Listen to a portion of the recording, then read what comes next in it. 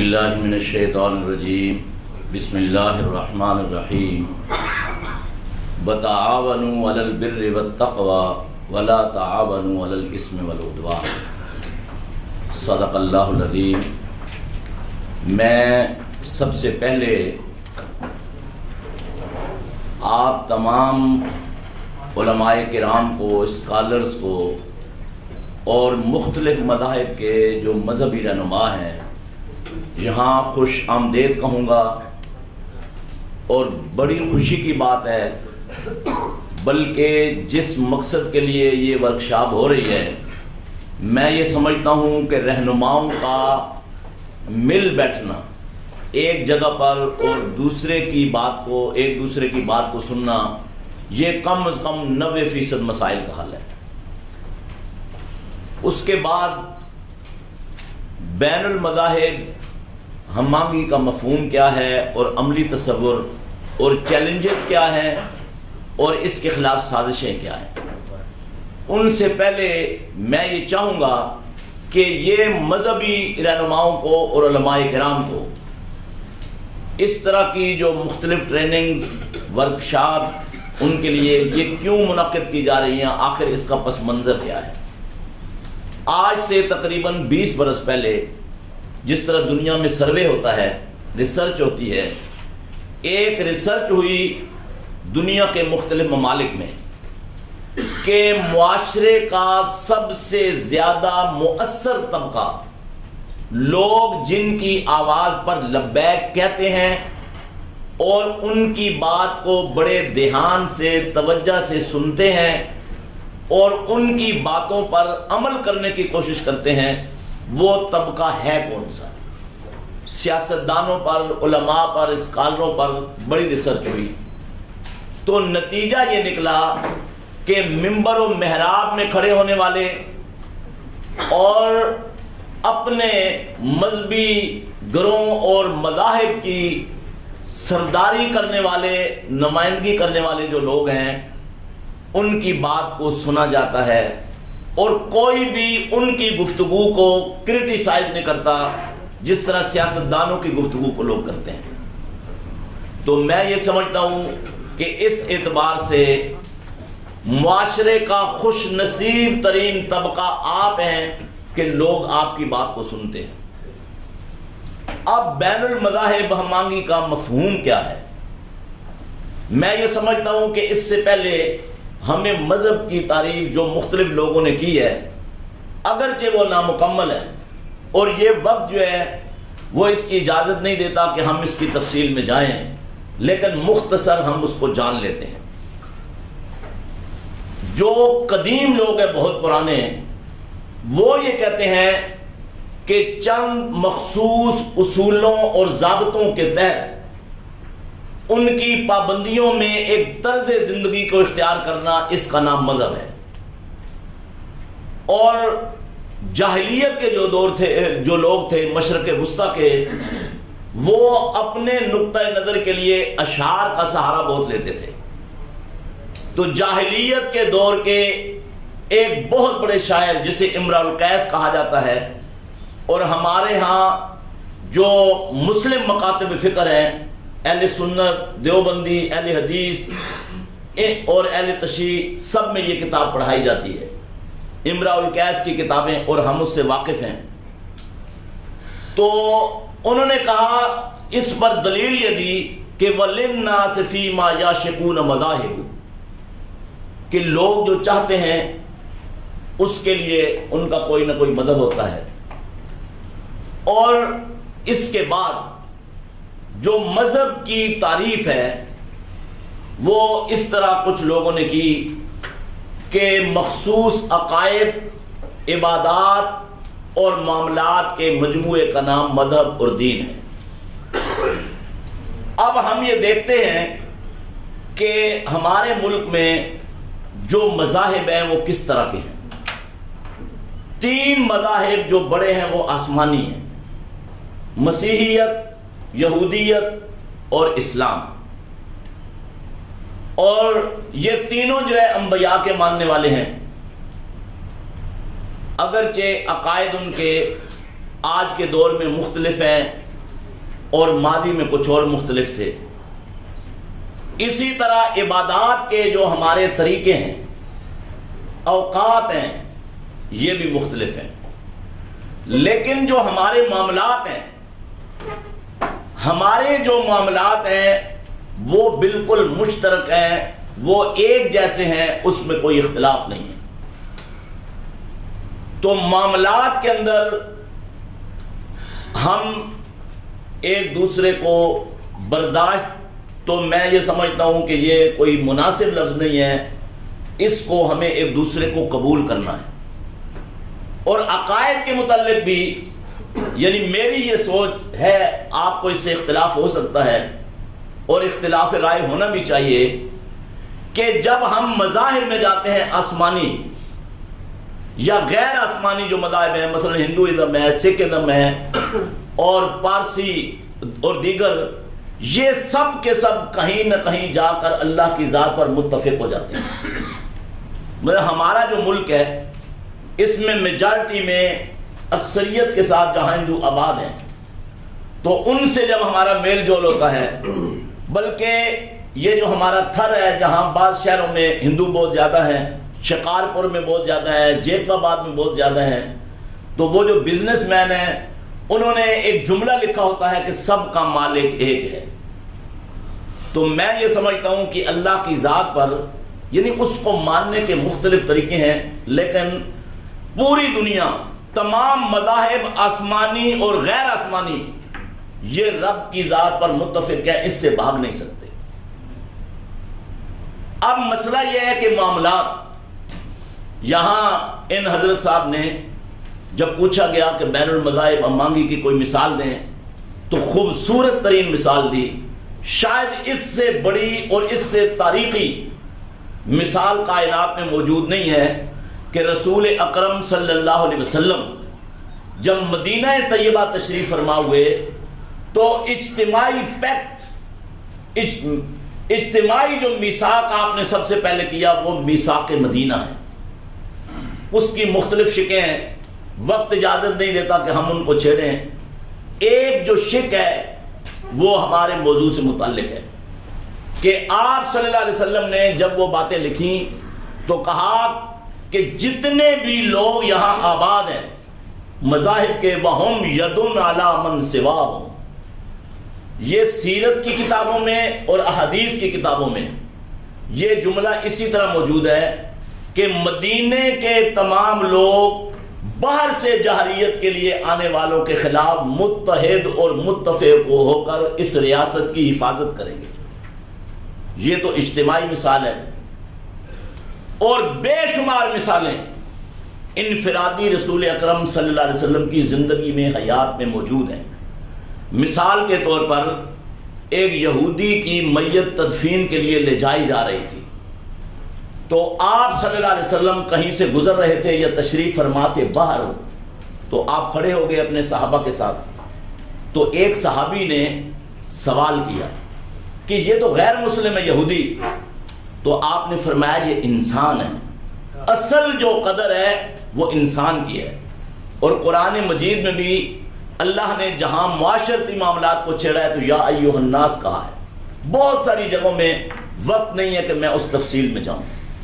اور اسی طرح جو سب سے زیادہ روابط کا ذریعہ ہوتا ہے کوئی آدمی دوسرے کے لیے، وہ اس کا پڑوسی ہے، اور پڑوسی کے حقوق اتنے ہوتے ہیں کہ ہم اردو میں ایک ضرب المثل بولتے ہیں کہ ہمسایہ ماں جایا۔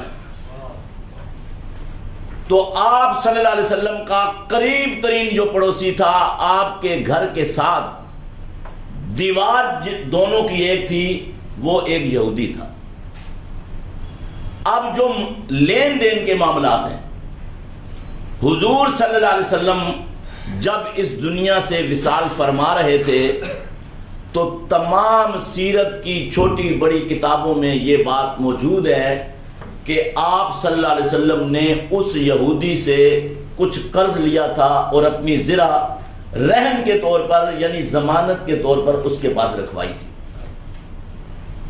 اور ایک دوسرے کی جو عزت نفس ہے، اس میں بہت جامع مثال موجود ہے اور عربی زبان کی سب سے مستند اور جامع اور بڑی تاریخی کتاب ہے البدایہ والنہایہ. اس میں یہ بات موجود ہے کہ ایک یہودی خاتون جو سبزی فروش تھی، مدینے میں سبزی بیچ رہی تھی، تو چونکہ ماضی میں لوگوں کا ایک طریقہ کار وہاں رہا ہے کہ بدتمیزی کرنا، چھیڑ چھاڑ کرنا، تو اس کے ہم مذہب ایک نوجوان نے اس کو چھیڑ چھاڑ کی، اس کے دوپٹے اور چادر کو کھینچا. تو وہ جو خاتون ہے، الفاظ ہیں سیرت کی کتاب میں کہ اس نے کہا واہ محمدہ، اس نے کہا محمد صلی اللہ علیہ وسلم آپ تو عزتوں کے محافظ ہیں اور آپ کے شہر میں میری عزت پہ ڈاکا. تو بعض احادیث کی کتابوں میں بھی یہ بات ہے کہ آپ صلی اللہ علیہ وسلم نے جب یہ آواز سنی تو بھاگتے ہوئے نکلے اس تیزی کے ساتھ کہ کندھے پہ جو آپ کے چادر تھی اسے دنیا کی مقدس ترین اور جامع کتاب قرآن نے یا ایھا المزمل اور یا ایھا المدثر کہا ہے، وہ کندھے سے گر پڑی. اور آپ صلی اللہ علیہ وسلم وہاں گئے اس خاتون کے پاس اور وہ جو کملی ہے اٹھا کر اس کے سر پہ اڑا دی اور اعلان کیا کہ آج کے بعد شہر مدینہ کی ہر بیٹی میری بیٹی ہے، اس کا کوئی مذہب و مسلک و مشرب ہو، لہذا کسی کو اجازت نہیں دی جائے گی کہ وہ اس کسی خاتون کی عزت کے ساتھ کھیلنے کی جرت بھی کرے. تو یہ میں نے آپ کو 3-4 مثالیں دی، بہت مثالیں ہیں اس سلسلے میں. اور اس سے مفہوم کو سمجھنے میں میں یہ سمجھتا ہوں کہ بہت ہی مختصر اور جامع انداز میں مفہوم ہماری سمجھ میں آ گیا. اب سوال یہ ہے کہ چیلنجز کیا ہیں. مجتبیٰ راٹھور صاحب جب پوچھ رہے تھے تو میں دیکھ رہا تھا یہاں، تو ہمارے جو ساتھی ہیں مجھے اندازہ ہوا کہ یہ بالغ نظر ہے علم کے باب میں. بہت مختصر یہاں بتایا گیا. کسی نے کہا لا علمی، یعنی پہلا جو چیلنج ہے معاشرے میں، جو سادہ لوگ ہیں اسے جہالت کہتے ہیں، لیکن میں یہ سمجھتا ہوں کہ یہ مناسب لفظ نہیں ہے. اور میرے خیال میں لا علمی کا لفظ بھی مناسب نہیں ہے، ہمیں کہنا چاہیے معلومات کی کمی. یعنی پہلا فیکٹر، پہلا چیلنج یہ معلومات کی کمی ہے. اور کسی صاحب نے بتایا کہ مل بیٹھنے کے مواقع کا نہ ہونا. یقیناً جب ہم آپس میں نہیں مل بیٹھیں گے، اور علامہ عقیل انجم صاحب نے بھی اشارہ کیا تھا کہ ہم کبھی کبھی مفروضوں پہ چلتے ہیں. مثال کے طور پر ہمارے معاشرے میں پہلے یہ لفظ عام تھا کہ جو اہل تشیع ہیں وہ بچوں کو کچا کھا جاتے ہیں.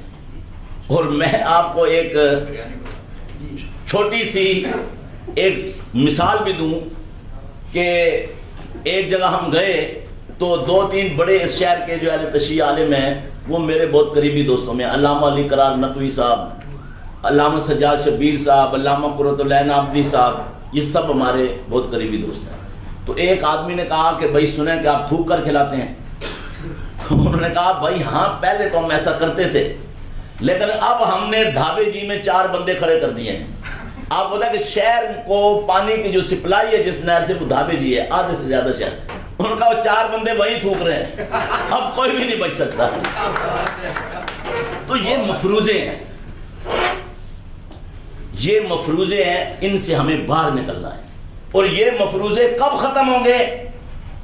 جب ہم مل بیٹھنے کے مواقع تلاش کریں گے اور ان کی تلاش میں کامیاب ہوں گے. اور مجتبیٰ راٹھور صاحب اس لحاظ سے انتہائی قابل تحسین ہے کہ آپ کو انہوں نے یہ ایک بہترین موقع مل بیٹھنے کا دیا. اور میں سمجھتا ہوں کہ 3 دن بہت ہوتے ہیں.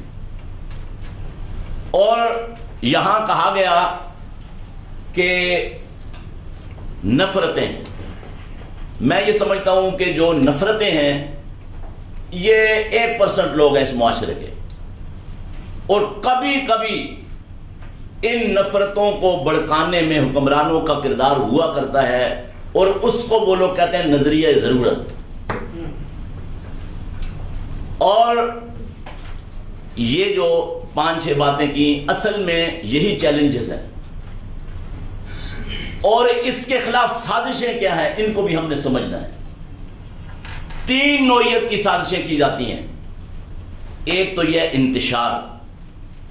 آپ کو پتا ہے کہ 1857 کی جو جنگ آزادی تھی، اس جنگ آزادی میں بلا تفریق مسلک و مشرب جتنے بھی مسلم فوجی تھے مختلف چھاونیوں کے اندر، انہوں نے انگریز کے خلاف، برطانوی سامراج کے خلاف بغاوت کی تھی، اور جو نان مسلم بھی بہت سارے ان کے ساتھ تھے.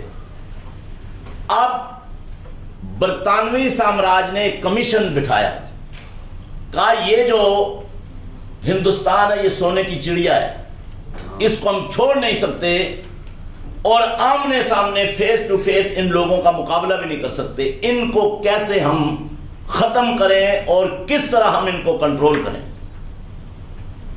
تو انہوں نے ایک کمیشن بٹھایا جس کا سربراہ تھا W ہنٹر، جس کو ہم کہتے ہیں. اس کا نام ہے ولیم ولسن ہنٹر. 24 سال کی ریسرچ کے بعد اس نے کہا کہ ہندوستان کثیر القومی، کثیر المذہبی اور کثیر الکلچرل ملک ہے، اور کثیر اللسانی ملک ہے، اور اپنی گفتگو کو اس شعر پہ ختم کروں گا کہ تو خاک میں مل آگ میں جل، جب خشت بنے تب کام چلے. ان ناکام دلوں کی بنیاد پر بنیاد نہ رکھ، ان ناکام دلوں پر بنیاد نہ رکھ، تعمیر نہ کر. تو میں ایک مرتبہ پھر مجتبی راٹھور صاحب کا بھی، اور آپ تمام جو مختلف مسالک کے علماء کرام ہیں اور مختلف مذاہب کے قائدین ہیں، ان کا شکریہ ادا کروں گا. اور جو راٹھور صاحب کے پاس ایک مکمل پروگرام ہے کہ بعد میں آپ نے کس طرح چلنا ہے، اور انشاءاللہ یہ جو تفریق یا ایک دوسرے کو نیچا دکھانے کا، خاص طور پر جو ہمارے ملک میں اقلیتیں ہیں، ان کی یہ جو کوششیں ہیں ہم ان کی مزاحمت کر رہے ہیں، اور یہ کوششیں کامیاب نہیں ہوں گی.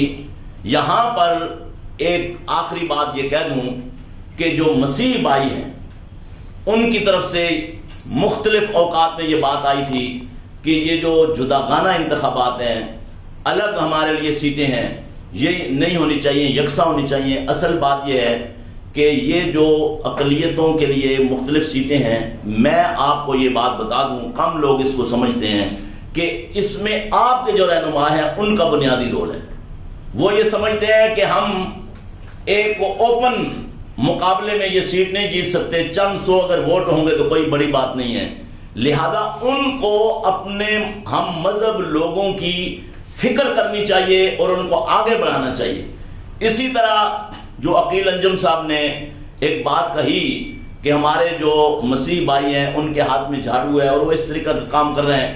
بات یہ ہے کہ جو آپ کے اوپر بیٹھے ہوئے لوگ ہیں وہ اس بارے میں کیوں آواز نہیں اٹھاتے؟ ہم تو تیار ہیں اور آواز اٹھاتے ہیں اور بات کرتے ہیں اور کوشش بھی کرتے ہیں. اور میں یہ سمجھتا ہوں کہ اگر وہ ہمارے ساتھ اپنی آواز کو ملا لیں تو انشاءاللہ العزیز یہ جو چیزیں ہیں، یہ تفریق جو ہے، اس کے خاتمے میں کوئی وقت نہیں لگے گا، یہ بہت جلد اس کا خاتمہ ہو سکتا ہے. میں آخر میں آپ تمام بھائیوں کی سمع خراشی کرنے پر معذرت بھی چاہوں گا اور معافی بھی مانگوں گا کہ میں نے آپ کا بہت وقت بھی لیا اور آپ کو بہت سی باتیں بھی سنائیں. وما علینا الا البلاغ المبین. اگر کوئی صاحب جو میں نے بات چیت کی اس کے بارے میں کوئی سوال کرنا چاہیں تو بے شک وہ کر سکتے ہیں. سر بہت شکریہ آپ کا کہ بہت ساری جی مختصر کیونکہ اگلا سیشن ہمارا شروع ہونے والا ہے.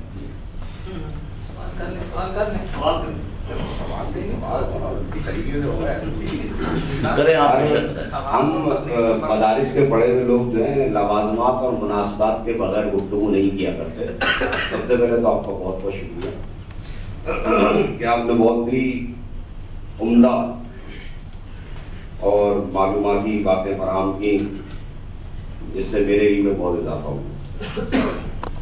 اب یہاں یہ ایک بڑے اچھے خوشگوار ماحول میں یہ باتیں ہوئی ہیں، میرے ذہن میں قرآن مجید کی کچھ آیات آ گئی، تو سوال پیدا ہو گیا آپ کی گفتگو کے دوران، تو میں نے کہا کہ یہ آیت وہ کہ میں خود بھی سمجھ سکتا ہوں اور سمجھ لوں گا، لیکن آپ سے میں سمجھنا چاہتا ہوں کہ آپ اس کے بارے میں کیا کہیں گے کہ قرآن مجید کو قرآن حمید کی بعض آیتوں میں ایک بڑی مشہور آیت سورہ توبہ کی اور 28واں پارہ سورہ طلاق کی، جس میں اللہ تعالیٰ نے فرمایا یا ایھا النبی، نبی سے خطاب کیا، جاہد الکفار والمنافقین، تو جب جاہد الکفار والمنافقین اور وغلظ علیہم یہ آیات یہ دو جگہ قرآن مجید میں بیان ہوئی ہیں، جب یہ آیات موجود ہیں تو ان آیات کی موجودگی میں کہ کیسے ممکن ہے کہ ایک عالم دین یا ایک قرآن کا جاننے والا جو ہے وہ بین المذاہب اور بین المسالک روابط کا کام کرے، کیونکہ وہ تو کہے گا وہ قرآن میں بغلظ فرمایا گیا ہے تو مجھے تو بغلظ کے اوپر عمل کرنا ہے، تو یہ اس بارے میں آپ کیا فرماتے ہیں؟ میں یہ سمجھتا ہوں کہ آپ نے بہت اچھا اور بہت حساس سوال کیا، اور اس ٹائپ کے سوال ہونے چاہیے تاکہ اس سے مسائل حل ہوں۔ سورہ تحریم کی ایک آیت آپ نے پڑھی، اصل میں اس کو سمجھنے کے لیے حضور اکرم صلی اللہ علیہ وسلم جنگوں میں اور سریوں میں جو لشکر بھیجا کرتے تھے، اس کو جو ہدایات دیتے تھے ان کو سمجھنا چاہیے۔ آپ فرمایا کرتے تھے کہ کسی بھی مذہب کا کوئی آدمی اگر مذہب